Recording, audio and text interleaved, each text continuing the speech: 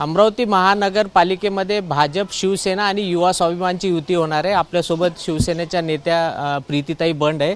ताई, किती जागेचा प्रस्ताव दिलेला आहे भाजपला आणि किती मागणी केलेली आहे आपण? तशी बोलणी सुरू आहे आणि मोठे साहेब बोलत आहेत, आनंदराव अडसूळ साहेब, तशी बोलणी सुरू आहे आणि जर सन्मानजनक आम्हाला सीट्स मिळतील तर नक्कीच युती होईल, नाहीतर मग आम्ही आमचा विचार करू। स्वबळाची तयारी केलेली? हो, पूर्ण आमची स्वबळावरची तयारी पूर्वीपासूनच होती। फक्त आम्ही बघतोय की आमच्यासाठी जर आम्हाला आमच्या मनासारख्या तरी मी जे म्हणते सन्मानजनक जरी मिळाल्या तरी आम्ही युती करू। काय प्लॅन आहे, अजेंडा काय राहणार आहे यावेळेस निवडणुकीमध्ये? अजेंडा तसं बघितलं तर प्रत्येक ठिकाणी अजेंडा हा विकासाचाच राहील, पहिली गोष्ट। दुसरी गोष्ट म्हणजे साहेबांचं जे खातं आहे, नगरविकास खातं, त्याच्याशी निगडीत असलेले महानगरपालिका ह्या इलेक्शन्स आहेत आणि म्हणून आमचा जास्तीत जास्त हा विषय राहील की जर का महानगरपालिका, महापौर, उपमहापौर जर शिवसेनेचं होईल तर नक्कीच साहेबांचं लक्ष अमरावतीकडे राहील।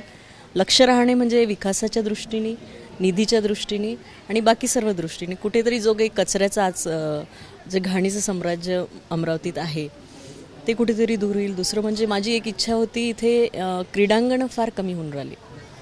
तर कोण लाटते आहे, कसं लाटते आहे हे तर माझ्यापेक्षा तुम्हाला माहिती आहे। तर ते मैदानं जी मुलांना खेळण्यासाठी आहे ती कुठेतरी मोकळी झाली पाहिजे। आणि तिसरी गोष्ट म्हणजे शाळा। माझा भरपूर वेळा हा विषय होतो तेव्हा मी शाळांवर जास्ती प्राधान्य देते आणि विशेष म्हणजे आपल्या महानगरपालिकेच्या किंवा जिल्हा परिषदच्या शाळांची जी कंडिशन खराब झाली आहे, कुठेतरी दिल्लीचं मॉडेल डोक्यात ठेवून त्यावर अभ्यास करायचा किंवा त्यावर काम करायची माझी फार इच्छा आहे। तर बघूया काय होते।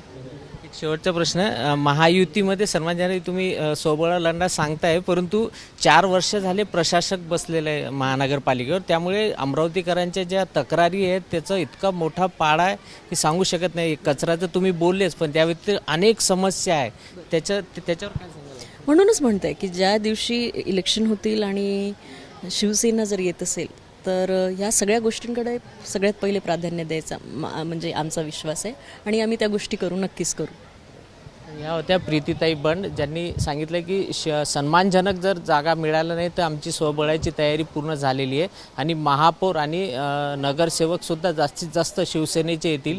त्यामुळे उपमुख्यमंत्री एकनाथ शिंदे यांचं विशेष लक्ष या अमरावतीकडे असेल। कॅमेरामॅन अमोल देशमुखसह प्रणय निर्माण, एबीपी माझा, अमरावती। एबीपी माझा, उघडा डोळे बघा नीट।